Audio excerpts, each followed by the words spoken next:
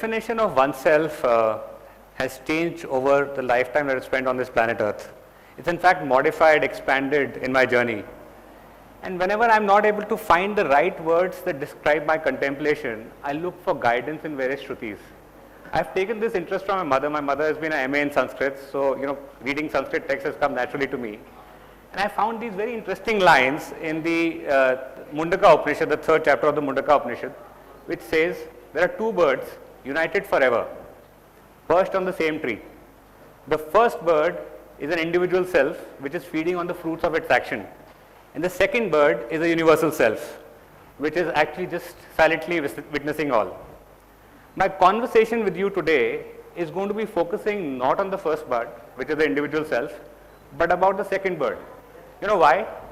Because probably that holds the key for our blissful living. Similar lines actually I found in Rigveda and Shveta Upanishad as well. And the question is, why should I waste a single minute on knowing this universal self, right? I've been an investment banker, as I've been introduced, right?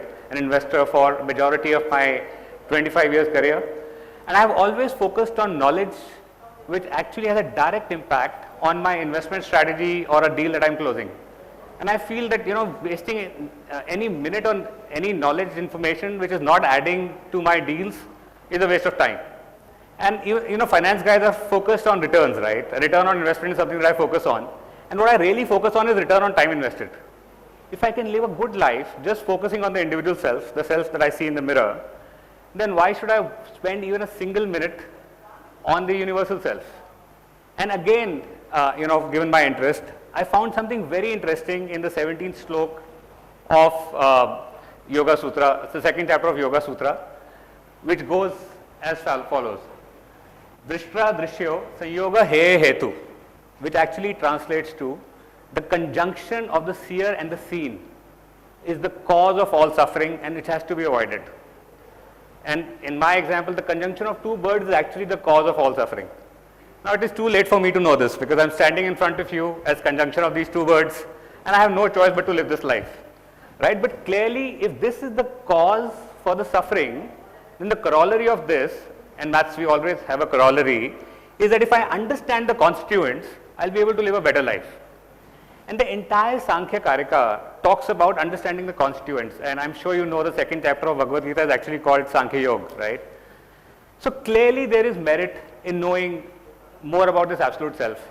And you're wondering, I'm quoting from Upanishads, Yoga Sutra, texts which were probably written in dense forests long time back. How is that relevant from the life that we're leading in concrete urban jungles? In fact, one of the things that I'm going to quote later in my conversation is from Brihadaranyaka Upanishad. Brihadaranyaka literally means deep forest. So how is this relevant? For discussing the relevance, let me walk you through three big challenges that I've faced in my life, right, in general terms. And I would say that challenges are actually resonating with everybody. It's not my own challenge, right? Our bodies have been very uniquely designed. We have this fight and flight mechanism, which I'm going to call FNF, which gets triggered whenever there's an emergency response. And the way God has designed this body, the moment FNF response is triggered, the CNS, which is central nervous system, comes into action. There are hormonal flows, which increases the heart rate, which increases the blood pressure, which makes the breathing more rapid, which allows you to react appropriately to the challenge that you're facing. The problem that we're facing in today's world is that we are not able to distinguish the situation where we need to leverage this FNF response. We are calling upon this FNF literally every day. Bad day at work, FNF. Bad traffic, FNF. So you're putting too much stress on your bodies, and that is leading to challenges the body is facing in terms of heart diseases, mental stress and agony, and etc. So if the knowledge of absolute self can help me see through the problem for what it is really and not get clouded by emotions like fear, greed, ego, then at least I can leverage this FNF response for the challenge that actually deserves that kind of response, not for every challenge, right? The second aspect of life where I found that knowledge of absolute self will help is that, over the period of time we have realized that life is not a linear equation. For every input, we don't get the corresponding output. It was easier in school. If you put more effort in one subject, you'll probably get higher marks in that subject. But in life we have seen that sometimes we are very lucky, we get a lot of responses for doing nothing. God has been very kind. And sometimes we are really working hard, nothing is happening. And sometimes when life is really going the other way, you are getting opposite responses to your positive reactions, and you are buried in an avalanche of activities, avalanche of top challenges. Now, in those challenging times, if the knowledge of absolute helps me to see the bigger picture, to realize that these are probably inconsequential in the long run, the life is, it'll probably help me live a better life, right? And the third point that I want to talk about is more specifically to my profession. I've been an investor all my life, and I'm dealing with elements which are way beyond my control. I'll give you an example. In February of 2020, I was looking to invest in a resort chain in South India. While I knew that COVID was ravaging in China, but we had no way to know that for the next 18 months, all resorts in the country will be closed. Similarly, in January this year, there was no way to know that Russia is going to invade Ukraine, and as we're sitting in November, the war is still on. And the impact that event has had on the global economy is unprecedented. There's been inflation, there's been, equity markets have routed globally, the bond markets have been affected, currencies are in turmoil. So when I have to take investment calls in these challenging times, to maintain sanity in the proceedings, I require this access to the absolute self. So clearly, I feel there is merit in knowing the absolute self. And again, going back to the scriptures, Mundaka Upanishad, the very next slok, talks about that the focus on the other bird, which is the universal self, is actually the key to a peaceful life. So I've established that there is merit in knowing this other bird. Now the question is, how do I get access? Right? It's easy for me to see in the mirror and say, this is who I am, this is Rohit Gulati, and I can probably know my strengths and weaknesses better than most of you, work on them. But how do I get access to this other universal self? And again, rummaging through text, I found something very interesting in Shvetashvatar Upanishad, the 15th and 16th slok of the first chapter, which says that like oil in a sesame seed, like butter in curd, like water in an underground spring, like fire and stick, the self can be perceived in oneself, and who, by means of practice, determination and truthfulness, search for it again and again. So there is clearly access and a process to this access. And if I am quoting Upanishads, Yoga Sutra, I cannot not quote Bhagavad Gita. And my takeaway from the 39th slok of Bhagavad Gita, the second chapter, is that once you have understood this knowledge, you have to put it in action and follow the path of yoga. I think there is clarity in that, and if Bhagavan Krishna is telling Arjun, I thought let me follow that as well. So I picked up Yoga Sutra. Now Yoga Sutra is very prescriptive. If somebody who's read it, I think the entire 192 or 195 verses that Yoga Sutra has are very, very prescriptive, and they provide you a variety of ways to access this absolute self. They talk about meditation, they talk about breath control. They in fact even say you can actually refer to your sleep and dreams to get access to that. And they also say some people are more blessed than the others who can get easier access, right?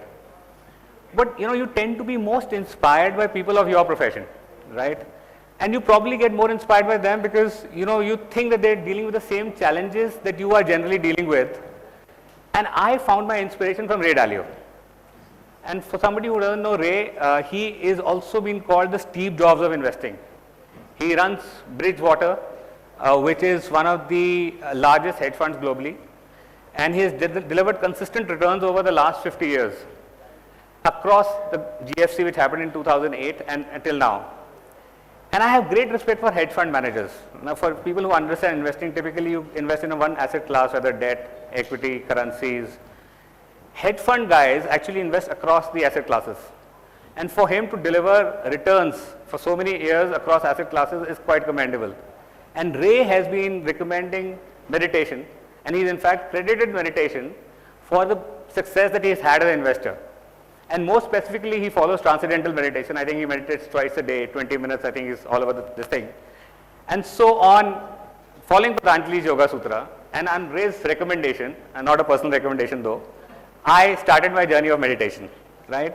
And there's certain words that just flow out of Patanjali's Yoga Sutra, like Dirgh Kalen, Nirantar Abhyas, Vairagya, and Ishvara Pranidhan. So I follow these 5 principles, right? Dirgh Kalen, for the longest time, practice, repeat practice, and then ultimately do it with Vairagya. and in the name of the Lord, Ishvara Pranidhan. So with these principles, I started the journey. Now the next question came, how would I know that I've found this access to oneself, right? And there, I found something very interesting in a movie that I was watching, where Shah Rukh Khan and Madhuri Dixit are actually stars in that movie, where Shah Rukh Khan actually asks Madhuri Dixit that how would I know that the girl that I'm meeting is the right one? Will it suddenly there'll be music in the air, whether it start raining, whether the color of sky will change? So how do I know whether I actually managed to get access to oneself, the absolute self?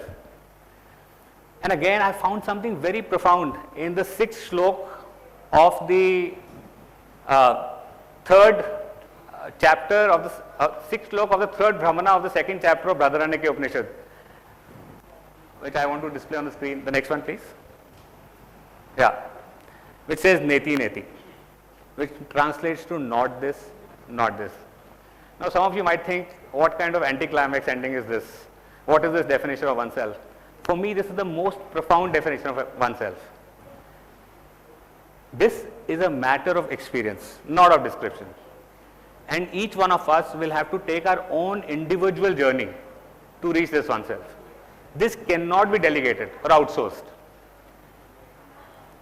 With that thought, I would leave you with yourself on your journey to discover oneself, and I shall continue my journey of finding oneself with Nirantar Abhyas, Ishvara Pranidhan and Vairagya. Thank you.